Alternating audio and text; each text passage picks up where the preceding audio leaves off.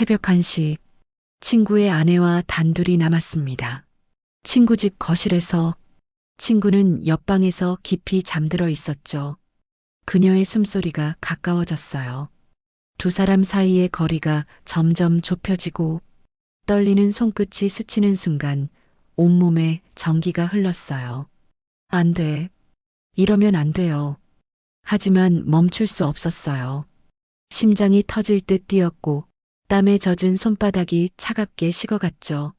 서로의 체온이 느껴지는 그 순간 절대 일어나서는 안 될 일이 벌어지고 말았습니다. 이 영상을 끝까지 보신다면 그날 밤의 진실을 아시게 될 거예요.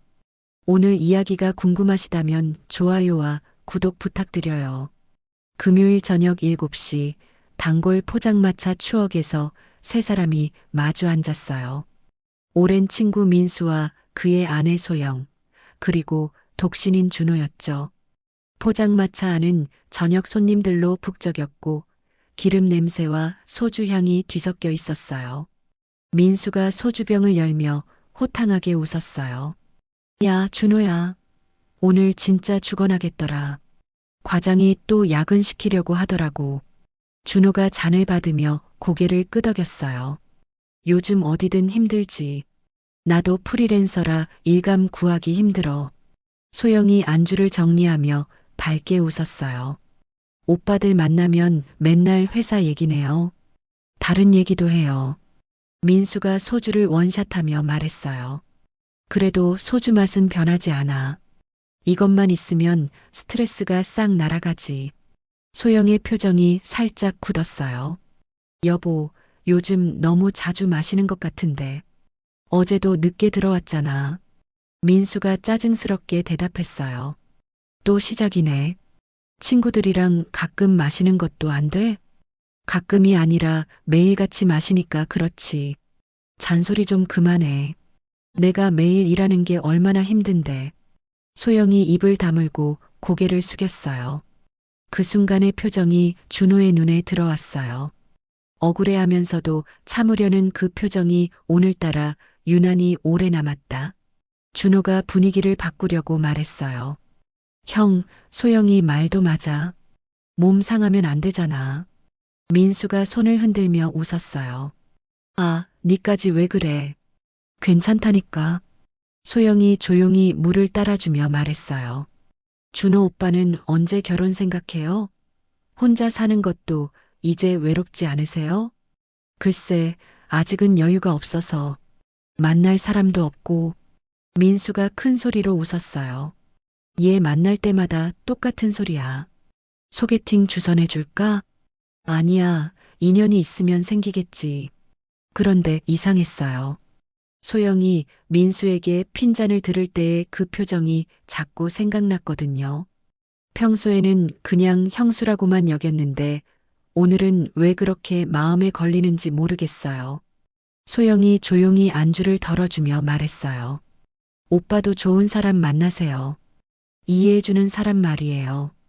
그 말에 담긴 의미를 준호만 알아차린 것 같았어요. 두 번째 병이 비워질 무렵 세 사람의 얼굴이 모두 붉어져 있었어요. 민수가 혀가 꼬인 목소리로 말했어요. 야, 준호야. 니 진짜 언제 결혼할 거냐? 35이면 늦었어. 준호가 웃으며 고개를 저었어요. 형, 그런 얘기 또 왜 해? 소영이 잔에 물을 따라주며 부드럽게 말했어요. 준호 오빠, 좋은 사람 분명 있을 거예요. 너무 조급해하지 마세요. 술이 돌면서 준호의 시야가 조금씩 흐려지기 시작했어요. 그런데 신기하게도 소영의 모습만은 또렷하게 들어왔습니다. 그녀가 웃을 때 보조개가 파이는 모습, 젓가락을 움직일 때 따라오는 섬세한 손끝, 고개를 젖힐 때 드러나는 목선이 눈에 들어왔거든요. 평소 같으면 그냥 스쳐 지나갔을 모습들이 오늘따라 자꾸 눈에 밟혔습니다. 민수가 다시 소주를 따르려 하자 소영이 조심스럽게 말했어요. 여보, 오늘은 적당히 해요. 내일 토요일이어도 몸에 안 좋잖아요. 민수가 얼굴을 찌푸리며 대답했어요. 아, 또 시작이야. 친구랑 술 마시는 것도 못하게 해? 소영이가 바로 받아쳤어요. 어제도 늦게 들어왔는데 또 마시려고 해요? 소영이 조금 더 세게 말했지만 목소리는 낮고 차분했어요. 또 그런 소리야. 나도 스트레스 받는다고. 민수는 투덜거리며 잔을 들이켰습니다. 짧은 대화였지만 공기가 잠시 무거워졌어요. 소영이 입술을 깨물며 고개를 숙이는 모습이 준호의 눈에 또 들어왔습니다. 억울해하면서도 꾹 참는 표정. 그 장면이 마음 한구석에 남아버렸습니다. 준호가 일부러 가볍게 말했어요. 형, 소영이 말도 맞아. 몸 관리해야 오래 버티지. 너까지 왜 그래? 나 괜찮다니까. 민수가 대수롭지 않다는 듯 잔을 비웠습니다. 소영은 말없이 물을 따라주며 한숨을 내쉬었어요. 그 한숨 소리가 준호 귀에만 크게 울린 듯 했습니다. 마음이 괜히 불편해졌습니다. 준호는 억지로 농담을 꺼냈습니다. 형도 알잖아. 형수 없으면 밥도 못 챙겨 먹을걸. 분위기를 풀어보려 한 말이었지만 스스로도 놀랄 만큼 진심이 묻어 있었습니다. 소영이 순간 고개를 들더니 애써 미소를 지었어요. 그 웃음에 담긴 쓸쓸함이 준호 가슴에 파고들었죠. 민수는 취기가 오른 얼굴로 소리내 웃었지만 준호는 계속해서 소영 쪽으로 시선이 갔습니다. 준호는 속으로 중얼거렸어요. 술 때문이겠지. 아니면 내가 왜 이러는 거지? 그는 무심코 손에 쥔 잔을 내려놓고 소영이 있는 쪽을 바라보다가 황급히 눈을 돌렸습니다. 안 돼. 이건 아니야. 그런데도 자꾸 눈길이 간다. 세 번째 병이 반쯤 비워질 무렵 민수가 비틀거리며 일어났어요. 야, 화장실 좀 다녀올게. 너무 급해. 민수는 완전히 취한 상태로 포장마차 밖으로 나갔어요. 발걸음이 휘청거리는 걸 보니 꽤 시간이 걸릴 것 같았어요. 갑자기 조용해진 테이블에 준호와 소영만 남겨졌어요. 어색한 침묵이 흘렀어요. 포장마차 안에 다른 손님들 소리만 들려왔고 둘 사이의 공기는 묘하게 무거웠어요. 준호는 잔을 만지작거리며 시선을 피했고 소영은 안주를 정리하는 척하며 바쁘게 손을 움직였어요. 옆 테이블에서 터져나오는 웃음소리가 더욱 대조적으로 느껴졌어요. 준호는 소영의 존재가 이렇게 크게 느껴진 적이 없었어요. 그녀의 작은 숨소리, 옷깃에서 풍기는 은은한 향, 젓가락을 놓는 소리까지 모든 게 선명하게 들렸거든요. 소영이 먼저 말을 꺼냈어요. 준호 오빠, 아까 고마웠어요. 끼어들어 주셔서. 아, 그거 당연한 거지. 형이 술 마시면 좀 그러니까. 준호의 목소리가 평소보다 낮았어요. 가까이 앉아 있으니 소영의 향수 냄새가 더 진하게 느껴졌거든요. 달콤하면서도 은은한 그 향이 술 기운과 섞여 묘한 기분을 만들었어요. 소영이 잠시 망설이다가 작은 목소리로 말했어요. 요즘 남편이 스트레스를 많이 받나 봐요. 집에서도 자꾸 짜증내고 제가 뭘 해도 기분이 안 좋은 것 같아요. 그 말에 담긴 외로움이 준호의 가슴을 찔렀어요. 소영의 목소리에는 참고 또 참아온 세월의 무게가 담겨 있었거든요. 회사 일이 힘들어서 그런 거 아닐까? 형 원래 성격은 안 그런데. 준호가 위로하려고 했지만 소영의 표정은 여전히 어두웠어요. 그녀는 잔을 만지작거리며 속삭이듯 덧붙였어요. 가끔은요, 그냥 누군가 제 말을 끝까지 들어줬으면 좋겠어요. 그게 전부인데 요즘엔 그것조차 힘들어요. 소영의 눈가에 촉촉함이 맺혔어요. 술기운 때문인지 아니면 정말 서운해서인지 모르겠지만 그 모습이 준호의 가슴을 더욱 세게 찔렀어요. 평소 밝게만 보이던 소영의 이런 모습을 보니 마음이 아팠거든요. 준호가 조심스럽게 말했어요. 소영이도 많이 힘들겠다. 혼자서 다 감당하기가 쉽지 않을 텐데. 괜찮아요. 결혼하면 다 그런 거 아니겠어요. 좋을 때도 있고 힘들 때도 있는 거죠. 소영이 쓸쓸하게 웃으며 소주잔을 입에 가져갔어요. 그 순간 준호는 이상한 충동을 느꼈어요. 위로해주고 싶다는 생각, 그녀의 어깨를 토닥여주고 싶다는 마음이 들었거든요. 하지만 동시에 스스로를 억눌렀습니다. 안 돼. 이건 형한테 못할 짓이야. 그런데도 왜 이렇게 신경이 쓰이지? 침묵이 또 흘렀어요. 포장마차 안의 시끄러운 소음도 둘에게는 배경음악처럼 멀게 들렸어요. 준호는 소영의 옆모습을 바라보며 말했어요. 소영이 같은 사람이면 누구든 소중히 여겨야 하는데. 말을 하고 나서 준호 자신도 놀랐어요. 왜 이런 말이 나왔을까요? 너무 솔직했던 건 아닐까요? 소영도 깜짝 놀란 표정으로 준호를 바라봤어요. 오빠. 소영의 목소리가 떨렸어요. 두 사람의 시선이 마주쳤어요. 이번에는 누구도 먼저 시선을 돌리지 않았어요. 몇 초인지 몇 분인지 모를 정도로 긴 시간 동안 서로를 바라봤어요.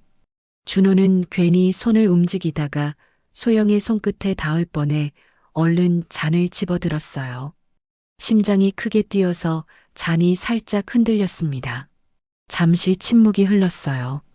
둘 사이의 거리가 갑자기 가까워진 것 같았어요. 소영의 얼굴이 붉어졌는지 아니면 포장마차의 붉은 조명 때문인지 분간이 안 됐어요. 공기가 무거워졌고 둘 다 숨소리조차 조심스러워졌어요. 그때 갑자기 민수의 목소리가 들려왔어요. 야, 뭐해? 왜 이렇게 조용해? 민수가 비틀거리며 포장마차 안으로 들어오는 소리에 둘 다 화들짝 놀라며 황급히 자리를 정리했어요. 마치 뭔가 금지된 일을 하다가 들킨 것처럼 말이에요. 민수가 돌아온 후 술자리는 겉으로는 다시 평범해졌어요. 하지만 준호와 소영 사이에는 뭔가 달라진 공기가 흐르고 있었죠. 서로 눈을 마주치지 않으려 애쓰면서도 자꾸 의식하게 되는 그런 분위기였어요. 민수는 이미 만취 상태였어요. 야, 준호야. 오늘 진짜 좋다. 이런 날이 또 언제 있겠어. 형, 이제 그만 마셔요. 너무 많이 마신 것 같아요. 소영이 걱정스럽게 말했어요. 여보, 이제 집에 가요. 너무 늦었잖아요. 아직 일찍이야. 조금만 더. 민수가 소주를 또 따르려다가 비틀거렸어요. 완전히 정신을 잃을 지경이었죠. 1시간쯤 더 지나자 민수는 테이블에 엎드려 깊이 잠들어 버렸어요. 코를 골며 아무리 흔들어도 깨어나지 않았습니다. 이런, 어떡하지? 소영이 당황한 얼굴로 민수를 흔들었지만 꿈쩍도 하지 않았어요. 준호가 자리에서 일어나며 말했죠. 형 집이 여기서 가깝잖아요. 내가 모셔다 드릴게요. 고마워요, 오빠. 택시 타고 같이 가요. 셋이 택시에 올랐어요. 민수는 뒷좌석에서 소영 어깨에 기대 깊이 잠들어 있었고 준호는 앞자리에 앉아 창밖만 바라봤습니다. 택시 안은 적막했고 가로등 불빛만이 차창을 스쳐 지나갔어요. 창밖에 비친 자신의 얼굴은 술 기운에 달아올라 있었지만 그 눈빛은 낯설게 차분했죠. 유리창에 겹쳐 비친 소영의 모습이 자꾸 눈에 들어왔고 택시 안 가득한 술 냄새와 낡은 담배 냄새가 섞여 더 묘한 분위기를 만들었어요. 왜 이렇게 짧은 거리가 끝없이 길게 느껴지는지 준호도 알 수가 없었습니다.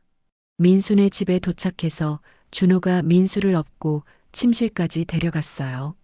소영이 문을 열어주고 민수를 침대에 눕혔죠. 민수는 여전히 깊은 잠에 빠져 있었어요. 정말 고마워요, 오빠. 오빠 없었으면 큰일 날 뻔했어요. 거실에서 소영이 물을 따라주며 말했어요. 시계를 보니 벌써 새벽 1시가 넘어 있었죠. 괜찮아요. 당연한 거예요. 준호가 물을 마시며 대답했어요. 그런데 이상했어요. 집에 가야 하는데 자리에서 쉽게 일어나지 못했거든요. 택시 불러드릴까요? 응, 그래야겠다. 하지만 준호는 휴대폰을 꺼내지 않았습니다. 손이 바지 주머니에서 망설이다가 그대로 멈췄죠. 소영 역시 물잔만 만지작거리며 시선을 피했어요. 정적은 점점 더 깊어졌습니다. 냉장고에서 울리는 낮은 진동, 벽시계 초침이 딱, 딱 하고 울리는 소리, 심지어 두 사람의 호흡마저 크게 들려왔어요. 소영이 잔을 돌리며 생긴 작은 물방울이 테이블 위로 떨어지자 그 소리조차 준호의 가슴을 두드리는 것 같았죠. 그 순간 정적은 단순한 침묵이 아니라 서로를 잡아끄는 힘으로 변한 것 같았습니다. 소영이 조심스럽게 말했어요. 오늘 오빠가 해주신 말 정말 감사했어요.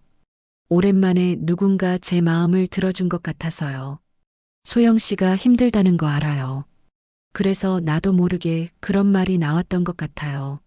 오빠, 소영의 목소리는 흔들렸습니다. 눈가엔 말하지 못한 서운함이 맺혀 있었죠. 준호는 그 눈빛에서 설명할 수 없는 끌림을 느꼈어요. 심장이 두근거려 손끝이 떨릴 정도였습니다. 마음 한편에서는 지금 멈추지 않으면 돌이킬 수 없을 거야라는 경고가 울렸지만 동시에 이 순간을 피하면 평생 후회할지도 몰라라는 속삭임이 겹쳐 들려왔어요. 소영이 준호에게 가까이 다가왔습니다. 두 사람의 거리는 점점 좁혀졌어요. 준호의 심장은 미친 듯이 뛰고 있었죠. 안 돼, 이러면 안 돼요. 준호가 중얼거렸지만 몸은 움직이지 않았습니다. 소영도 멈추지 않았어요. 술기운과 감정이 뒤섞인 순간 둘은 서로에게 강하게 이끌리고 있었죠. 손끝이 스쳤을 때 온몸에 번개 같은 긴장이 퍼져나갔습니다. 땀이 배어나 손바닥이 차갑게 젖는 게 느껴졌고 두 사람의 체온이 맞닿는 순간 심장이 귀 옆에서 터질 듯 뛰었어요. 준호는 이게 욕망인지 위로인지 아니면 단순한 충동인지조차 구분이 안 됐습니다. 하지만 멈추려 해도 이미 늦었어요. 소영 역시 떨리는 손을 감추지 못한 채 눈을 감았다 뜨며 머뭇거렸습니다. 그 순간이었어요. 두 사람은 선을 넘었어요. 오랫동안 쌓여온 외로움과 술기운, 그리고 서로에 대한 애틋한 감정이 한순간에 퍼져나왔습니다. 시간이 멈춘 것 같았죠. 작은 숨소리조차 크게 울려 퍼진 것 같았어요. 하지만 곧 현실이 돌아왔어요. 옆방에서 민수의 코 고는 소리가 들려왔거든요. 곧이어 휴대폰 진동음이 짧게 울렸다 꺼졌습니다. 두 사람은 동시에 움찔하며 현실로 끌려 나왔습니다. 준호가 황급히 몸을 일으켰어요. 미안해, 소영아. 내가 정말 미안해요. 소영도 당황한 얼굴로 고개를 숙였죠. 오빠도 저도 잘못한 거예요. 둘 다 무슨 일이 벌어졌는지 믿기지 않았습니다. 죄책감이 밀려왔어요. 난 이제 가야겠어. 준호가 급히 현관으로 향했어요. 소영이 뒤따라왔지만 아무 말도 할 수 없었죠. 오늘 일은 잊어줘요. 준호가 문을 열며 마지막으로 말했어요. 그리고 계단을 뛰어내려갔습니다. 뒤에서 문이 조용히 닫히는 소리가 들렸어요. 밖으로 나온 준호는 찬 공기를 깊이 들이마셨어요. 머릿속은 여전히 혼란스러웠습니다. 방금 벌어진 일이 꿈인지 현실인지 도무지 분간이 안 갔죠. 다음 날 아침 준호는 머리가 깨질 듯 아팠어요. 하지만 진짜 고통은 머리보다 가슴에서 느껴졌습니다. 어젯밤 일이 생생하게 떠올랐거든요. 정말 그런 일이 벌어진 게 맞는지 믿기지 않았어요. 준호는 침대에서 몸을 일으켜 거울 앞에 섰습니다. 거울 속 자신의 얼굴은 창백했고 눈 밑에는 짙은 그림자가 드리워져 있었어요. 눈동자는 제멋대로 흔들리고 있었죠. 순간순간 어젯밤 장면이 스쳐 지나가며 땀이 식은 듯 오싹함이 몰려왔습니다. 꿈이면 좋겠다고 생각했지만 셔츠에 은은하게 밴 소영의 향수 냄새가 현실을 잔인하게 일깨워줬어요. 휴대폰을 확인하니 민수에게서 문자가 와 있었습니다. 어제 고마웠다. 완전히 뻗어서 기억이 안 나네. 순간 죄책감이 몰려왔어요. 민수는 아무것도 모른 채 웃고 있는데 자신은 친구의 아내와 선을 넘었잖아요. 준호는 답장을 쓰려다 멈췄습니다. 한 번은 별말 안 해도 되겠지? 라고 적었다가 지웠어요. 또다시 언제 술 한 잔 더 하자라고 썼지만 이번에도 끝내 지워버렸습니다. 손가락은 몇 번이나 멈칫거리다 결국 단 한 줄만 남겼습니다. 별거 아니야. 몸은 괜찮아? 그 뒤로 일주일 동안 준호는 민수의 연락을 피했어요. 평소라면 주말마다 만나던 사이였는데 갑자기 바쁘다는 핑계를 댔습니다. 민수가 전화를 걸어왔을 때도 마찬가지였어요. 벨소리가 울릴 때마다 가슴이 철렁 내려앉았고 목구멍은 막힌 듯 말이 안 나왔습니다. 겨우 통화를 받아서도 애써 태어난 척 말했어요. 요즘 왜 이래? 프로젝트가 그렇게 바빠? 응, 좀 급한 일이 생겨서 다음에 보자. 하지만 전화를 끊은 뒤 준호는 소파에 멍하니 앉아 있을 뿐이었어요. 일에는 손이 안 잡히고 밥맛도 사라졌습니다. 그날 밤 소영의 모습이 자꾸 떠올랐거든요. 그녀의 떨리는 목소리, 촉촉한 눈동자, 마지막에 고개를 숙이던 당황스러운 얼굴까지 하나도 잊히지 않았습니다. 소영은 어떻게 지내고 있을까? 그 생각이 머릿속을 맴돌았어요. 궁금했지만 연락할 용기는 없었습니다. 더 이상 이런 일이 반복돼서는 안 된다고 머리로는 알았거든요. 그런데 이상했어요. 피하려 할수록 오히려 더 선명해졌습니다. 이제는 소영이 단순한 형수가 아니라 여자로만 보였어요. 웃는 모습, 슬픈 표정, 심지어 걸어가는 뒷모습까지도 자꾸 눈앞에 어른거렸습니다. 일주일쯤 지나 민수가 또 전화를 걸어왔습니다. 야, 준호야. 너 요즘 진짜 이상하다. 혹시 무슨 일 있는 거 아니야? 아니야. 그냥 일이 바빠서. 그래도 밥은 먹어야지. 이번 주말에 소영이랑 셋이 같이 보자. 그 순간 준호의 심장이 쿵 하고 내려앉았어요. 아니야, 형. 나 진짜 바빠. 뭐가 그렇게 바쁘냐? 소영이도 네 언제 보냐고 그러던데. 그 말에 준호의 가슴이 크게 요동쳤습니다. 정말 소영이 자신을 보고 싶다고 했을까? 아니면 민수가 무심코 한 말일까? 확신할 수 없었지만 그 한마디가 머릿속에서 떠나질 않았습니다. 형, 미안해. 이번엔 진짜 못 나가. 준호는 또다시 거절했어요. 하지만 전화를 끊고 나서도 마음은 무겁기만 했습니다. 밤이 깊어졌습니다. 준호는 창가에 서서 바깥을 내려다봤어요. 가로등 불빛이 젖은 도로 위로 길게 늘어져 있었고 바람이 불 때마다 흔들렸습니다. 시계 초침은 틱, 틱 소리를 내며 한밤의 정막을 깨뜨렸어요. 하지만 준호의 머릿속은 더 시끄러웠습니다. 자꾸만 그날 밤 장면이 되살아났고 소영의 웃음과 목소리가 귓가에 맴돌았어요. 눈을 감으면 잊으려 할수록 더 또렷하게 다가왔습니다. 이런 식으로 평생 피해 다닐 수는 없다는 걸 알고 있었죠. 하지만 정작 만날 용기는 없었어요. 다시 만나면 또다시 돌이킬 수 없는 일을 저지를 것 같았거든요. 민수와의 통화 이틀 후 준호의 휴대폰에 예상치 못한 문자가 왔어요. 소영이었죠. 준호 오빠 죄송한데 부탁이 있어요. 거실 형광등이 나가서 갈아달라고 도움 요청해도 될까요? 남편은 출장 중이고 혼자서는 위험해서요. 준호는 문자를 보는 순간 심장이 두근거리기 시작했어요. 형광등을 갈아달라는 단순한 부탁이었지만 누가 봐도 핑계라는 걸 알았거든요. 한참을 망설이다가 답장을 보냈습니다. 네, 괜찮아요. 언제 가면 될까요? 지금 가능하시면. 정말 어둠 침침해서 불편해요. 준호는 휴대폰을 내려놓고 깊게 한숨을 내쉬었어요. 가야 할까 말아야 할까?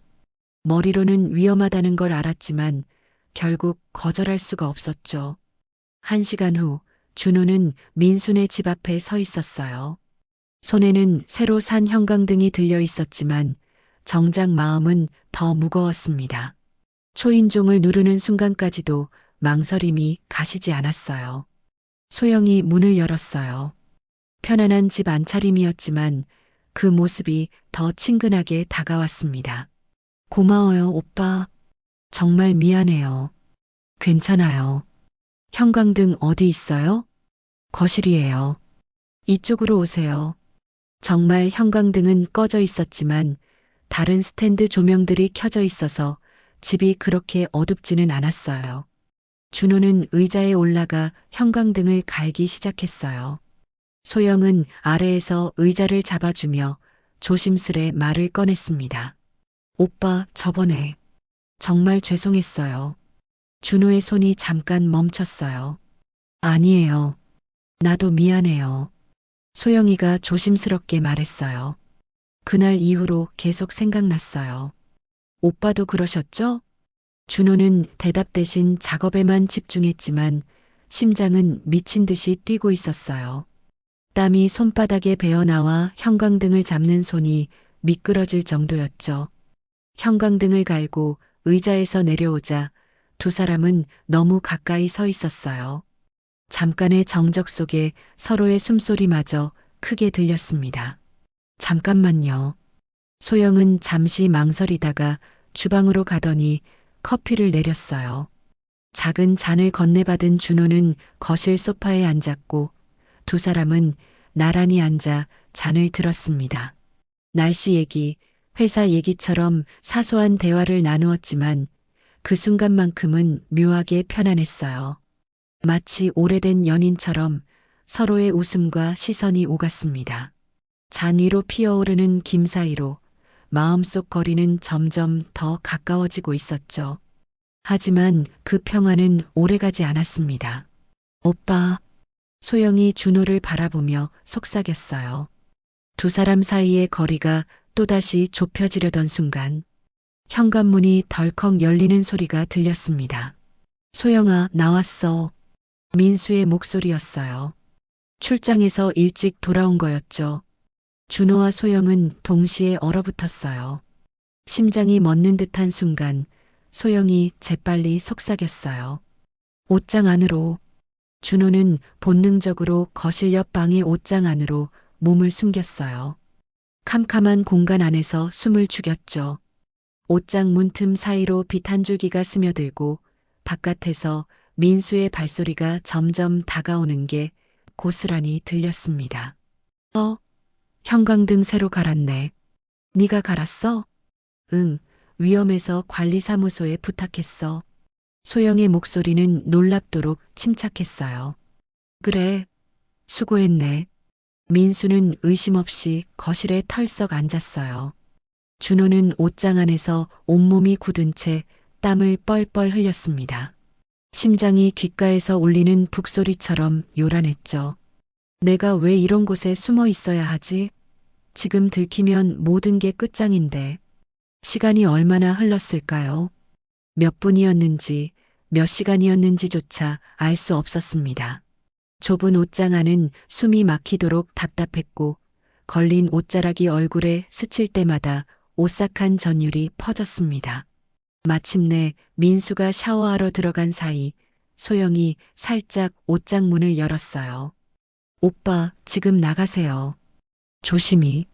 준호는 아무 말도 못하고 황급히 밖으로 나왔습니다. 계단을 뛰어내려가면서 다리에 힘이 풀려 주저앉을 뻔했어요. 밖으로 나온 준호는 한동안 서서 크게 숨을 몰아쉬었어요. 방금 전까지 스스로가 얼마나 위험한 상황에 있었는지, 그리고 그 모든 게 얼마나 잘못된 일인지 뼈저리게 깨달았습니다. 옷장 사건 이후 일주일 준호는 정신없이 살았어요. 일에 몰두하려고 애썼지만 집중이 안 됐어요. 자꾸 그날의 기억이 떠올랐거든요.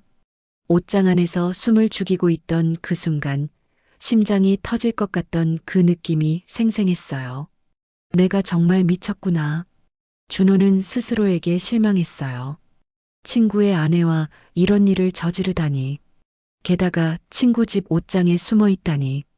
이보다 더 치욕적일 수 있을까요? 그런 와중에 민수에게서 전화가 왔어요. 야, 준호야. 요즘 연락이 없네. 뭐해? 아, 형. 일이 좀 바빠서. 그래. 그런데 이상한 게 있어. 너 혹시 우리 집에 온 적 있어? 준호의 심장이 철렁 내려앉았어요. 왜? 아니, 소영이가 며칠 전에 형광등 갈았다고 하는데 관리사무소에 물어보니까 그런 요청이 없었다는 거야. 준호는 입이 바짝 말랐어요. 뭐라고 대답해야 할지 모르겠더라고요. 그럴 리가. 잘못 들은 거 아니야? 나도 그렇게 생각하는데. 소영이가 왜 거짓말을 했을까? 민수의 목소리에 의심이 담겨 있었어요. 준호는 식은땀이 흘렀어요. 모르겠다. 착각한 거 아닐까? 그런가? 뭔가 이상해. 전화를 끊고 나서 준호는 한동안 멍하니 앉아 있었어요. 들킬 뻔했어요. 아니, 벌써 들킨 건지도 모르겠더라고요. 며칠 후 민수가 또 전화했어요. 야, 준호야. 소영이 요즘 이상해. 뭔가 딴 생각을 많이 하는 것 같아. 준호의 가슴이 두근거렸어요. 왜? 말을 걸어도 대답을 잘 안 하고 멍하니 있을 때가 많아. 니도 요즘 연락 잘 안 되고 소영도 그날 일 때문에 힘들어하고 있는 거였어요. 준호는 미안하면서도 걱정됐어요. 그냥 스트레스 받는 거 아닐까? 그런가? 그래도 뭔가 수상해. 민수의 의심이 점점 커지고 있었어요. 준호는 불안했어요. 일주일이 더 지났어요. 준호는 민수를 완전히 피하기 시작했어요. 전화도 받지 않고 문자도 짧게만 답했어요. 그러던 어느 날 우연히 길에서 민수를 마주쳤어요. 피할 수 없는 상황이었어요. 야, 준호야. 여기서 뭐해? 아, 형. 우연히. 요즘 연락도 안 되고 만나자고 해도 안 나오고. 정말 무슨 일이야? 민수가 진지한 표정으로 물었어요. 그냥 바빠서. 미안해. 바쁜 건 알겠는데 우리 사이에 이렇게까지 할 건 없잖아. 준호는 민수의 눈을 직시할 수 없었어요. 죄책감이 밀려왔거든요. 형, 나 진짜 가봐야 해. 잠깐만. 솔직히 말해. 혹시 우리 집에 온 적 있지? 그 순간 준호의 얼굴이 굳었어요. 왜 그런 얘기를 해? 소영이가 형광등 갈았다고 하는데 관리사무소에서는 그런 적 없다고 하거든. 그리고 네가 요즘 이상하게 행동하고. 민수의 시선이 날카로워졌어요. 준호는 당황했어요. 형, 나 정말 모르겠어. 오해하지 마. 오해? 그럼 정말 안 간 거야? 안 갔어. 거짓말이 입에서 나왔어요. 하지만 민수의 표정은 여전히 의심스러웠어요. 그럼 됐어. 근데 앞으로는 연락 좀 해. 친구가 이렇게 피하면 기분이 어떨 것 같아? 알겠어, 형. 미안해. 준호는 급히 그 자리를 떠났어요. 뒤에서 민수가 자신을 바라보는 게 느껴졌어요. 집에 돌아온 준호는 크게 한숨을 내쉬었어요. 이제 정말 위험해졌어요. 민수가 의심하기 시작했거든요. 민수와의 마주침 이후 며칠간 준호는 조심스럽게 지냈어요. 하지만 그 평화는 오래가지 않았어요. 어느 목요일 저녁 준호에게 또 문자가 왔어요. 소영이었죠. 오빠 죄송해요. 남편이 의심하고 있는 것 같아요. 한 번만 더 만나서 얘기할 수 있을까요? 정말 마지막이에요. 준호는 문자를 보고 고민했어요. 위험하다는 걸 알면서도 소영이 힘들어하는 것 같아서 거절하기 어려웠어요. 결국 답장을 보냈습니다. 어디서 만날래? 집 근처 카페는 위험할 것 같고, 혹시 오빠 집 근처 어디든 괜찮을까요? 준호는 시내 한적한 카페를 제안했어요. 약속은 저녁 7시로 정해졌죠. 메시지를 보내고 난 뒤에도 마음은 무겁기만 했습니다. 특히 그 카페가 민수 회사 근처라는 사실이 자꾸 마음에 걸렸어요. 준호는 혹시라도 민수가 들르면 어쩌지 하는 불안감을 지울 수 없었지만 소영은 괜찮아요. 이 시간에 회사 사람들까지 오진 않을 거예요 라며 단호하게 말했죠. 위험을 알면서도 만남을 선택한 소영의 태도가 오히려 준호를 더 흔들리게 만들었습니다. 약속 시간에 카페에 도착하니 소영이 이미 와 있었어요. 구석자리에 앉아 있었는데 유난히 긴장한 표정이었죠. 오빠 고마워요. 와주셔서. 괜찮아. 민수 형이 뭐라고 했어? 형광등권으로 관리사무소에 확인해 봤대요. 그래서 거짓말한 게 들통났어요. 소영의 목소리가 떨렸어요. 그럼 우리 만난 걸 알고 있는 거야? 확실하지는 않지만 의심하고 있는 것 같아요. 자꾸 떠보는 질문을 해요. 며칠 전에는 제 핸드폰도 몰래 보더라고요. 최근 통화 기록을 하나하나 확인했어요. 준호는 한숨을 내쉬었어요. 이러다 진짜 들통나겠다. 우리 잘못하면 끝장이야. 소영은 고개를 숙이며 조용히 대답했어요. 알아요. 그래서 마지막이라고 한 거예요. 더는 못 버틸 것 같아서요. 두 사람은 조용히 커피를 마시며 이야기를 이어갔어요.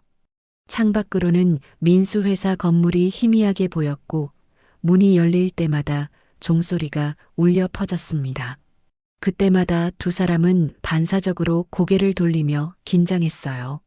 누군가 걸어 들어올 때마다 심장이 철렁 내려앉았거든요. 준호는 소영의 얼굴을 바라보며 복잡한 감정에 휩싸였어요. 걱정스러운 상황인데도 이렇게 마주 앉아 있으니 이상하게 마음이 편안해졌거든요. 오빠, 저희 이제 정말 만나면 안 될까요? 소영이 조심스럽게 물었어요. 그래야지. 위험해. 알고 있어요. 근데 소영이 말을 멈췄어요. 두 사람의 시선이 마주쳤어요. 정적이 흐르며 공기가 얼어붙은 듯 고요했죠. 서로의 눈빛만 오가던 바로 그 순간 카페 입구에서 익숙한 목소리가 들렸습니다. 저기 있는 사람 소영이 아니야? 민수였어요. 회사 동료들과 함께 들어오며 고개를 갸웃거리더니 안쪽 테이블을 향해 시선을 돌리려 하고 있었죠. 순간 공기가 무겁게 가라앉았어요. 준호와 소영은 동시에 얼어붙었죠. 저쪽 비상구. 준호가 낮은 목소리로 말하며 소영의 손을 잡았어요. 민수의 시선이 막 안쪽으로 닿으려는 순간 두 사람은 몸을 낮추고 카페 뒤편 비상구로 재빠르게 향했어요. 다행히 민수는 동료들과 인사를 나누느라 앞쪽 테이블에 앉아 뒤쪽은 보지 않았어요. 뒷문을 나서자 싸늘한 밤 공기가 두 사람의 뺨을 스쳤습니다. 달빛에 젖은 골목길이 펼쳐져 있었지만 두 사람은 숨을 고를 틈도 없이 황급히 발걸음을 옮겼어요. 준호의 손은 식은땀으로 젖어 있었고 소영의 눈가에는 금세 눈물이 맺혔습니다. 거의 들킬 뻔했네요. 소영이 가슴을 쓸어내리며 말했어요. 정말 위험했어. 이제 진짜 조심해야겠어. 오빠, 죄송해요. 제가 만나자고 해서. 아냐. 하지만 이제 정말 마지막이야. 준호가 단호하게 말했어요. 방금 전 상황이 얼마나 아슬아슬했는지 뼈저리게 느꼈거든요. 소영은 잠시 멈춰서서 떨리는 목소리로 속삭였어요. 이렇게까지 되면 안 되는데. 그 말에 준호는 더 이상 대답하지 못했어요. 두 사람은 결국 각자 다른 길로 헤어졌어요. 하지만 가슴은 여전히 두근거리고 있었어요. 집에 돌아온 준호는 소파에 털썩 앉았어요. 오늘 정말 큰일 날 뻔했어요. 민수가 고개를 들여다봤다면 모든 게 끝이었을 테니까요. 골목에서 들었던 소영의 떨리는 목소리가 계속 귓가에 맴돌았습니다. 카페 사건 이후 며칠이 지났지만 준호는 그날 밤의 기억에서 벗어날 수 없었어요. 소영의 손을 잡고 뛰었던 순간 골목에서 들었던 그녀의 떨리는 목소리가 계속 머릿속을 맴돌았죠. 이상했어요. 처음에는 죄책감과 두려움이 컸는데 이제는 오히려 소영에 대한 그리움이 더 커졌어요. 일주일 후 준호가 먼저 연락했어요. 소영아, 괜찮아? 그날 이후로 걱정됐어. 한참 후에 답장이 왔어요. 오빠, 저희 이제 정말 조심해야 해요. 남편이 계속 의심하고 있어요. 알아. 하지만 만날 수는 있잖아. 오빠, 이러면 안 되는 거 아시잖아요. 며칠 후, 준호는 소영이 자주 가는 마트 근처에서 기다렸어요. 1시간을 기다린 끝에 소영이 나타났죠. 오빠, 여기서 뭐 하세요? 그냥 지나가다가 커피 한잔 할까? 오빠 안 돼요. 누가 볼지 몰라요. 잠깐만. 정말 잠깐만. 결국 소영이 따라왔어요. 근처 작은 카페에서 둘은 마주 앉았어요. 오빠, 저희 이제 정말 끝내야 해요. 소영이 단호하게 말했어요. 왜? 아직 들키지 않았잖아. 들킬 뻔했잖아요. 그날 카페에서. 하지만 다행히 못 봤어. 오빠, 저는 정말 무서워요. 남편이 제 핸드폰까지 확인하고 있어요. 그럼 더 조심하면 되잖아. 소영이 숨을 고르며 고개를 저었어요. 아무리 조심해도 한계가 있어요. 더는 이렇게는 못해요. 그 순간 준호의 가슴이 철렁 내려앉았어요. 예전 같으면 수긍했을 텐데 이제는 달랐어요. 소영의 말 한마디, 표정 하나가 준호의 하루를 송두리째 흔들고 있었거든요. 그녀가 고개를 숙이면 세상이 무너지는 것 같았고 그녀가 미소만 지어도 다시 살아난 것 같았어요. 멈춰야 한다는 걸 알면서도 이미 자신은 깊숙이 빠져버렸다는 사실을 인정할 수밖에 없었죠. 나는 네가 계속 생각나는데. 소영은 입술을 깨물며 시선을 피했어요. 오빠, 그런 말 하지 말아요. 정말이야. 하루 종일 네 생각만 해. 안 됩니다. 이건 저를 더 힘들게 해요. 왜 안 돼? 너도 나와 같은 마음이잖아. 소영이 움찔했어요. 준호의 말이 사실이라는 걸 스스로도 알고 있었거든요. 하지만 곧 고개를 저으며 애써 부정했어요. 아니에요. 저는 후회하고 있어요. 처음부터 이런 일이 없었어야 했어요. 소영의 눈동자는 흔들리고 있었어요. 단호한 목소리를 내면서도 손끝은 떨리고 있었고 시선은 준호에게서 완전히 벗어나지 못했어요. 마치 스스로를 다잡으려는 듯 컵을 꼭 쥐고 있었지만 그 힘이 오히려 그녀의 불안을 드러내고 있었죠. 준호는 충격을 받았어요. 자신은 점점 더 깊이 빠지고 있는데 소영은 벗어나려고 하고 있었어요. 소영아, 그렇게 말하지 마. 소영은 고개를 저으며 목소리를 낮췄어요. 오빠, 부탁이에요. 이제 멈춰주세요. 난 못해. 정말 못해. 소영이 떨리는 목소리로 속삭였어요. 그렇게 집착하면 우리 둘 다 무너져요. 네가 없으면 어떻게 살아? 그런 말 제발 하지 마세요. 우리 둘 다 알잖아요. 이건 잘못된 거라는 걸. 알아. 근데 마음은 어쩔 수 없어. 마음을 다잡으셔야 해요. 저도 그럴 거고요. 소영이 일어났어요.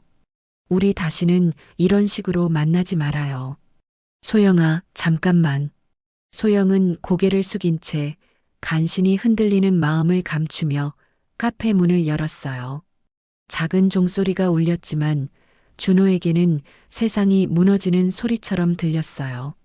그녀가 떠난 자리에 혼자 앉아 있으니 손끝에 남은 감각이 더욱 그리움을 자극했어요. 준호는 멍하니 자리에 앉아 있었어요. 이제 둘의 마음이 완전히 엇갈리기 시작했어요. 준호는 더 깊이 빠져들고 있었고 소영은 벗어나려고 애쓰고 있었죠. 소영과의 마지막 만남 이후 2주일이 흘렀어요. 준호는 연락을 끊으려 애썼지만 마음은 오히려 더 불안해졌어요. 시간이 지나면 잊힐 거라 믿었지만 현실은 달랐죠. 하루하루가 소영의 빈자리로 가득 차 있었어요. 어느 저녁 준호는 혼자 카페에 앉아 커피를 마시고 있었어요. 창밖으로는 퇴근한 사람들이 분주히 오가고 있었지만 준호는 아무것도 보이지 않았어요. 머릿속엔 오직 소영의 얼굴만 떠올랐거든요. 그때 옆 테이블에서 직장인들이 떠드는 소리가 들려왔어요. 요새 형 장난 아니라며? 매일 술만 마신다던데. 그러게. 집에 무슨 일 있나 봐. 준호의 심장이 순간 철렁 내려앉았어요. 괜히 들은 말인데 자기한테 하는 소리처럼 들렸어요. 커피잔을 내려놓은 손이 덜덜 떨렸죠. 준호는 얼른 자리를 박차고 나왔어요. 저녁 바람이 차갑게 불었지만 가슴속은 불타는 듯 뜨거웠어요. 형이 술을 마시는 이유가 설마. 머릿속에 최악의 상상이 떠올랐습니다. 자신 때문에, 그날 밤의 잘못 때문에 형과 소영이 무너져가는 건 아닐까? 며칠 동안 준호는 괴로움에 시달렸어요. 밥도 제대로 삼켜지지 않았고 일도 손에 잡히지 않았어요. 괜히 휴대폰을 들었다 내려놓기를 반복하면서 소영의 연락이 오지 않을까 기다렸어요. 하지만 아무 소식도 없었죠. 결국 준호는 참지 못하고 형네 집 앞까지 찾아갔어요. 이미 해가 저문 늦은 저녁, 불 꺼진 아파트 단지에 서 있으니 심장이 더 빨리 뛰었어요. 창문을 올려다보니 불빛 하나 새어나오지 않았어요. 형도 소영도 집에 없는 것 같았죠. 준호는 입술을 깨물며 아파트 입구를 서성였어요. 몇 번이나 들어가려다 멈췄습니다. 만약 형에게 들킨다면 이 모든 게 한순간에 끝나버릴 거야. 머릿속에서는 경고가 울렸지만 발걸음은 쉽게 떨어지지 않았어요. 결국 준호는 건물 벽에 기대서서 한참을 바라보다가 힘없이 돌아섰어요. 계단을 내려오는 발걸음이 유난히 무겁게 느껴졌습니다. 집으로 돌아오는 길, 준호는 계속 같은 생각에 사로잡혔어요. 내가 뭔 짓을 한 거지? 왜 멈출 수가 없는 거지? 죄책감과 그리움이 서로 얽혀 머릿속을 뒤흔들었어요. 방 안에 불을 켜지 않은 채 소파에 털썩 앉은 준호는 어둠 속에서 속삭이듯 중얼거렸어요. 소영아, 이제 정말 끝내야 하는데 왜 자꾸 생각나는 거지? 창밖에서는 바람이 불었고 유리창이 덜컥거렸어요. 준호의 마음은 그보다 더 크게 흔들리고 있었어요. 준호가 소영네 집 앞을 서성인 지 일주일 후 결국 피할 수 없는 순간이 왔어요.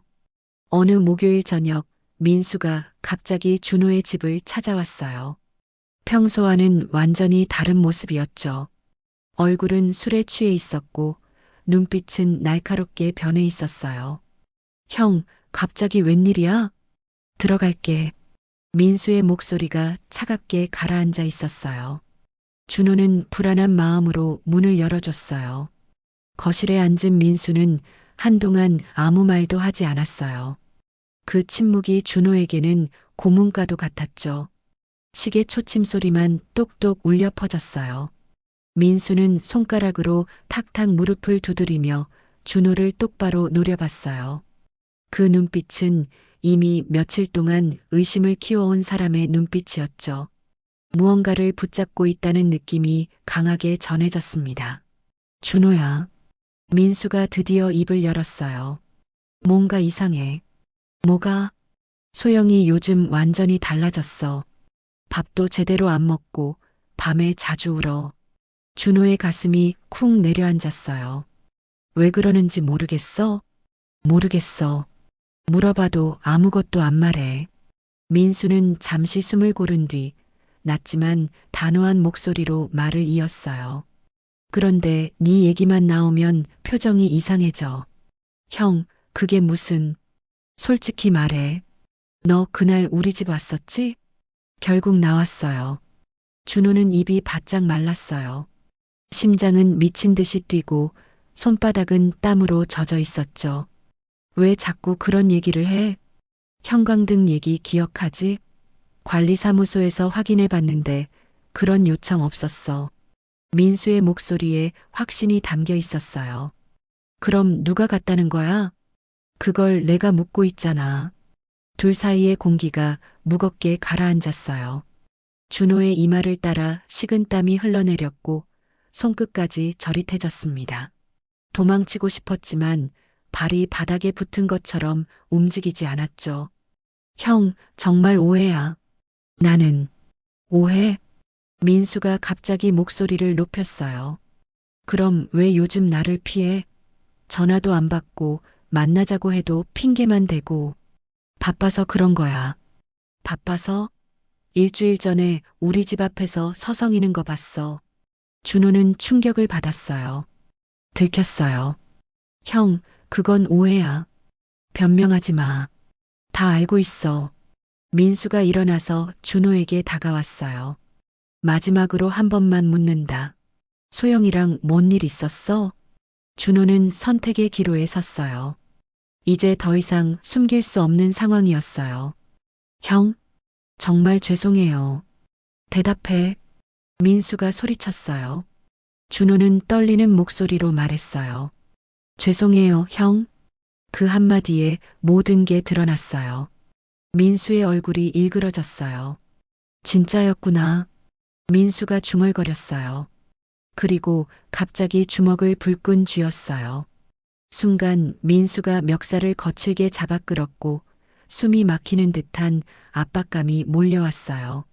이어 날아든 주먹에 준호의 몸이 휘청거리며 벽에 부딪혔습니다. 입가에서 쇠맛이 느껴졌지만 그는 저항하지 않았습니다. 맞아도 싸다고 생각했거든요. 그만해, 형. 준호가 조용히 말했어요. 정말 죄송해요. 민수는 숨을 몰아쉬며 멈춰섰습니다. 두 눈에는 분노와 배신감이 동시에 뒤엉켜 있었죠. 방안 공기조차 숨막히게 무겁게 내려앉았습니다. 너를 내가 믿었는데. 형, 다시는 내 앞에 나타나지 마. 민수가 마지막으로 말하고 문을 박차고 나갔어요. 쾅 울리는 소리는 단순한 문소리가 아니라 모든 관계가 무너져 내리는 파열음처럼 들렸습니다. 준호는 바닥에 주저앉았어요. 입가에 피를 닦지도 않은 채 멍하니 앉아 있었어요. 방 안은 적막했고 시계 초침 소리마저 잔인하게 크게 들렸습니다. 이제 정말 끝이었어요. 민수와의 파국 이후 사흘이 지났어요. 준호는 집에만 틀어박혀 있었어요. 입가의 상처는 아물어가고 있었지만 마음의 상처는 더욱 깊어지기만 했죠. 모든 게 끝났어요. 형과의 우정도, 소영과의 인연도. 하지만 이상했어요. 잃어버린 게 많을수록 소영에 대한 그리움은 더 커졌어요. 네 번째 날 밤 준호는 술잔을 연거푸 기울이며 스스로를 억누르려 했어요. 하지만 술이 들어갈수록 오히려 감정은 더 날카로워졌습니다. 손에 쥔 휴대폰을 수십 번 켰다 껐다 하다가 결국 전화를 걸고 말았어요. 여보세요? 소영의 목소리가 들렸어요. 떨리고 있었어요. 소영아, 나야. 오빠, 지금 몇 시인지 아세요? 왜 이러세요? 나 미치겠어. 정말 미치겠어. 준호의 목소리는 울음 섞인 절규였어요. 오빠, 술 드셨죠? 끊으세요. 끊을 수 없어. 나 죽을 것 같아. 오빠, 소영아, 만나자. 마지막으로 한 번만. 안 돼요. 절대 안 돼요. 제발, 제발 한 번만. 이대로 끝낼 수 없어. 긴 침묵 끝에 전화 너머로 들려오는 소영의 거친 숨소리가 준호의 가슴을 찔렀습니다. 그녀도 흔들리고 있다는 걸 느낄 수 있었죠. 한강공원으로 나와. 지금 당장. 준호가 일방적으로 말하고 전화를 끊었어요. 1시간 후 준호는 한강공원 벤치에 앉아 있었어요. 강바람은 살을 에일 듯 차갑게 불어왔고 가로등 불빛은 강물 위에 길게 드리워졌다가 부서지며 반짝였어요. 멀리서 들려오는 자전거 체인 소리, 강둑을 스치는 갈대의 마찰음이 정막을 더 깊게 만들었죠. 그 모든 소리가 준호의 불안한 심장 박동과 묘하게 어우러지고 있었어요. 소영이 도착했어요. 그녀의 발걸음이 벤치로 다가올 때마다 가로등 불빛이 그녀의 그림자를 길게 느려뜨렸어요. 그 그림자는 마치 두 사람 사이의 거리만큼이나 멀고도 아득하게 느껴졌습니다. 눈가가 빨갛게 부어 있었어요. 오빠, 이게 정말 마지막이에요. 소영이 떨리는 목소리로 말했어요. 마지막이라고? 그럼 지금까지 우리가 뭐였어? 잘못이었어요. 모든 게 잘못이었어요. 잘못? 준호가 소영을 붙잡고 소리쳤어요. 이게 잘못이야? 내가 네한테 느끼는 이 마음이 잘못이야? 소영은 눈을 감고 고개를 저었어요. 그녀의 어깨가 작게 떨리고 있었고 그 떨림은 준호의 손끝까지 전해졌습니다. 민수 형이랑 다 끝났어. 친구도 잃었어. 이제 남은 건 너뿐이야. 준호의 목소리가 공원에 울려 퍼졌어요. 그 외침은 강물 위로 퍼져나가다 바람에 흩어졌고 마치 세상이 두 사람의 고통을 조용히 삼켜버리는 듯 했어요. 소영이 눈물을 흘리기 시작했어요. 그러니까 더 안 되는 거예요. 오빠 때문에 제 남편까지 잃을 수는 없어요. 그럼 나는 어떻게 살아? 너 없이 어떻게 살라고? 살아야 해요. 오빠도 저도 원래 자리로 돌아가야 해요. 못 돌아가. 이미 늦었어. 준호의 목소리는 갈라졌고 두 손이 소영의 어깨를 움켜쥐며 떨렸습니다. 소영의 눈동자는 가로등 불빛을 머금고 있었는데 그 속엔 연민과 두려움이 뒤섞여 흔들리고 있었어요. 나는 진짜야, 소영아. 진심이야. 네가 없으면 정말 죽을 것 같아. 오빠. 소영의 눈에서 눈물이 쏟아졌어요. 하지만 고개를 저었어요. 안 돼요. 여기서 멈춰야 해요. 왜? 왜 안 돼? 우리 둘 다 무너져요. 모든 사람이 다 망가져요. 이미 망가졌어. 더 잃을 것도 없어. 오빠에겐 잃을 게 없을지 몰라도 저에겐 아직 남편이 있어요. 그 말에 준호는 충격을 받았어요. 소영이 여전히 민수를 선택하고 있다는 뜻이었어요. 그럼 나는 뭐야? 나는 너한테 뭐야? 미안해요. 소영이 일어났어요. 가로등 불빛 아래 그녀의 뒷모습이 길게 늘어져 있었고 그 그림자는 점점 멀어지며 어둠 속으로 흩어져 갔습니다. 정말 미안해요, 오빠. 하지만 이제 끝이에요. 소영아. 준호가 붙잡으려 했지만 소영은 뿌리치고 달려갔어요. 그녀의 뒷모습이 어둠 속으로 점점 작아져 갔습니다. 준호는 무릎을 꿇고 땅에 두 손을 짚었어요. 거친 숨이 터져나왔고 눈물이 얼굴을 타고 흘러내렸습니다. 강물은 여전히 아무 일 없다는 듯 흘러갔고 차가운 강바람은 준호의 눈물을 식히며 마지막 이별을 속삭이는 듯 했어요. 소영아, 소영아. 그 울음소리는 적막한 새벽 공기 속에 길게 번져갔고 아무도 대답하지 않았습니다. 준호는 비로소 모든 게 끝났다는 걸 받아들일 수밖에 없었어요. 진짜 끝이었어요. 한강공원에서의 그날 밤 이후 준호의 일상은 완전히 무너졌어요. 아침에 눈을 뜨면 현실이 믿어지지 않았어요. 모든 관계가 끝나버린 상황이 너무 가혹했거든요. 일주일이 지났어요. 준호는 집에서 나오지 않았어요. 친구들의 연락도 받지 않고 일도 손에 잡히지 않았어요. 냉장고는 텅 비어 있었지만 밥을 먹고 싶은 생각도 없었어요. 소영에게서는 더 이상 연락이 오지 않았어요. 그날 밤의 마지막 말이 진짜 마지막이었나 봐요. 저에겐 아직 남편이 있어요. 그 말이 계속 머릿속을 맴돌았어요. 결국 소영은 민수를 선택한 거였어요. 자신은 그저 일시적인 감정이었을 뿐이고요. 준호는 거울을 봤어요. 며칠 동안 수염을 깎지 않아 지저분해 보였고 눈은 충혈되어 있었어요. 완전히 다른 사람 같았어요. 내가 뭔 짓을 한 거지? 준호는 스스로에게 물었어요. 한순간의 욕망이 모든 걸 파괴해버렸어요. 오랜 친구와의 우정, 평범했던 일상, 그리고 마음의 평화까지. 어느 날 우연히 동네에서 민수를 봤어요. 멀리서였지만 얼굴이 많이 야위어 보였어요.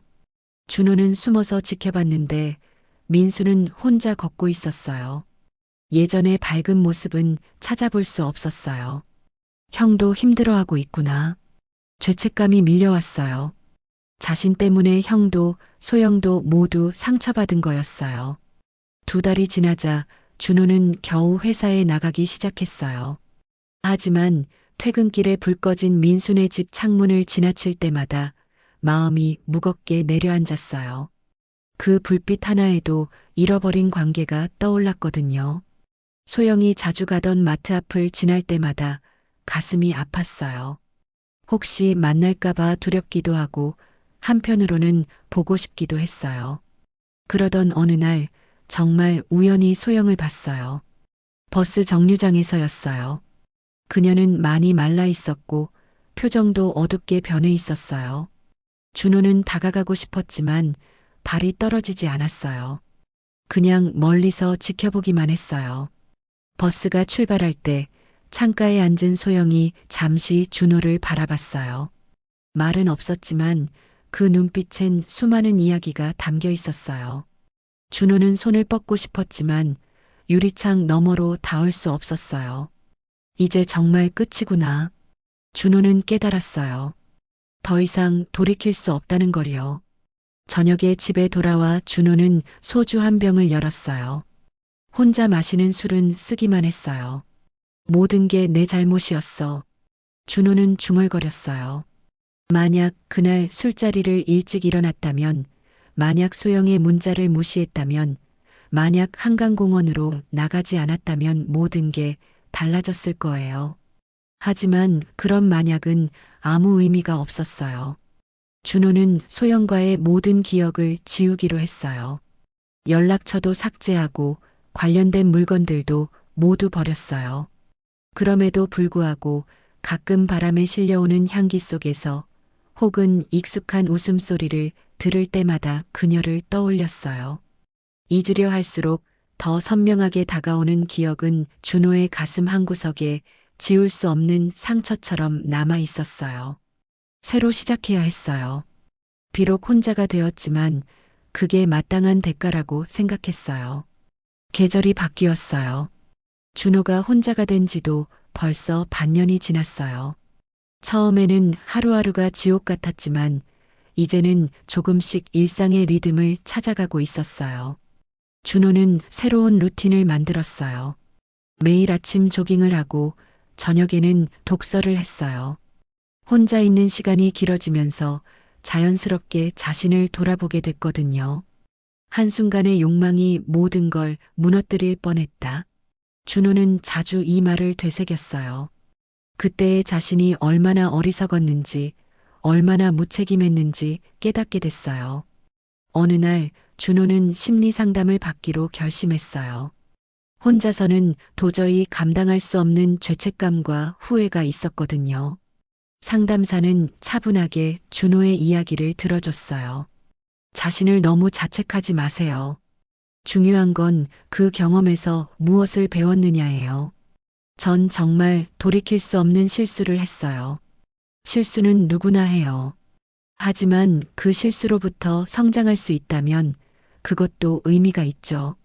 상담을 통해 준호는 조금씩 마음의 평화를 찾아갔어요. 자신이 저지른 일을 정당화하려는 게 아니라 그것으로부터 교훈을 얻으려고 노력했어요. 준호는 일기를 쓰기 시작했어요. 오늘도 소영이 생각났다. 하지만 예전처럼 괴롭지는 않다. 그녀가 행복하기를 바란다. 진심으로. 시간이 지나면서 준호의 감정도 변화했어요. 처음에는 소영에 대한 그리움과 집착이었다면 이제는 그녀의 행복을 바라는 마음으로 바뀌었어요. 준호는 새로운 사람들과 만나기 시작했어요. 취미 모임에도 참여하고 직장에서도 적극적으로 활동했어요. 하지만 연애는 아직 생각할 수 없었어요. 아직은 때가 아니야. 준호는 스스로에게 말했어요. 먼저 자신을 완전히 치유해야 한다고 생각했어요. 어느 일요일 오후 준호는 혼자 카페에 앉아 있었어요. 창밖으로 행복해 보이는 커플들이 지나갔어요. 예전 같으면 부러웠을 텐데 이제는 그냥 미소를 지을 수 있었어요. 언젠가 나도 진짜 사랑을 할 수 있을까? 준호는 생각했어요. 이번에는 정말 진심으로 떳떳하게 사랑하고 싶었어요. 준호는 자신에게 다짐했어요. 다시는 이런 실수를 하지 않겠다. 누군가를 사랑하게 되더라도 절대 남의 가정을 흔들지 않겠다. 준호는 이제 조금씩 자신을 용서할 수 있게 됐어요. 완전히는 아니지만 그래도 앞으로 나아갈 힘을 얻었어요. 인생에는 돌이킬 수 없는 순간들이 있어요. 하지만 그 순간으로부터 배우고 성장할 수 있다면 그것만으로도 의미가 있다고 준호는 믿게 됐어요. 1년 후 봄이 찾아왔어요. 준호는 이제 완전히 다른 사람이 되어 있었어요. 규칙적인 생활과 꾸준한 자기 성찰을 통해 내면의 평화를 찾았어요. 어느 토요일 오후 준호는 동네 서점에서 책을 고르고 있었어요. 심리학 서적 코너에서 한 권을 집어들었을 때 익숙한 향기가 스쳤어요. 고개를 돌리니 소영이 서 있었어요. 그녀도 준호를 알아봤어요. 둘 다 순간 멈춰 섰어요. 안녕하세요, 오빠. 소영이 먼저 인사했어요. 목소리가 예전보다 차분해졌어요. 안녕, 소영아. 잘 지내고 있었어? 네, 잘 지내요. 오빠도 많이 달라 보이세요. 소영의 얼굴에는 평온함이 깃들어 있었어요. 예전에 불안하고 흔들리는 모습은 찾아볼 수 없었어요. 너도 많이 밝아졌네. 좋아 보여. 감사해요. 잠시 침묵이 흘렀어요. 하지만 예전처럼 무거운 침묵이 아니었어요. 편안하고 따뜻한 정적이었어요. 준호가 조심스럽게 말을 꺼냈어요. 소영아, 그때 정말 미안했어. 많이 힘들었지? 괜찮아요. 이제 다 지난 일이에요. 그래도 말하고 싶은 게 있어. 준호가 잠시 망설이다가 진심을 담아 말했어요. 비록 잘못된 만남이었지만 너와의 시간들이 내 인생의 일부를 아름답게 만들어줬어. 그래서 고마워. 소영의 눈가에 촉촉함이 맺혔어요. 하지만 미소를 지었어요. 저도 그런 마음이에요. 힘들었지만 그 시간이 저를 더 단단하게 만들어준 것 같아요. 민수 형과는 어때? 많이 좋아졌어요. 서로 많은 걸 깨달았거든요. 오빠 덕분에 오히려 더 가까워진 것 같아요. 그 말에 준호는 안도의 표정을 지었어요. 다행이야. 정말 다행이고. 오빠는 어떠세요? 새로운 사람은? 아직은 아니야. 먼저 내 자신을 완전히 치유하고 싶어서 그게 좋은 것 같아요. 오빠라면 분명 좋은 사람 만날 거예요. 두 사람은 서로를 바라보며 미소를 지었어요. 이제는 서로에 대한 원망도 미련도 없었어요. 그저 인생의 한 페이지를 함께 써내려간 사람들로서의 따뜻한 마음만 남아 있었어요. 그럼 이제 진짜 안녕이겠네. 네, 행복하세요, 오빠. 너도 행복해, 소영아. 소영이 먼저 발걸음을 돌렸어요. 준호는 그녀의 뒷모습을 바라보며 마음속으로 말했어요. 고마웠어, 소영아. 너도 꼭 행복해. 서점을 나온 준호는 따뜻한 봄바람을 느끼며 걸었어요. 가슴 한구석에는 여전히 그날들의 추억이 남아 있었지만 이제는 아프지 않았어요. 오히려 자신을 성장시켜준 소중한 경험이 되었어요. 인생에는 때로 잘못된 만남도 있어요. 하지만 그 만남조차 우리를 더 나은 사람으로 만들어준다면 그것만으로도 의미가 있는 거예요. 준호는 이제 진짜 사랑을 할 준비가 되었어요. 누군가를 진심으로 떳떳하게 사랑할 수 있는 사람이 되었거든요. 그리고 마음 깊은 곳에는 영원히 지워지지 않을 아름다운 기억 하나가 조용히 자리 잡고 있었어요. 아웃로 멘트. 여러분, 오늘 사연 어떻게 들으셨나요? 한순간의 선택이 모든 관계를 바꿔버리는 이야기였는데요. 준호의 선택, 소영의 마음, 그리고 민수의 아픔까지. 참 복잡하고 안타까운 이야기였죠. 만약 여러분이 준호였다면 어떤 선택을 하셨을까요? 처음 술자리에서 그 감정을 느꼈을 때 과감히 자리를 떴을까요?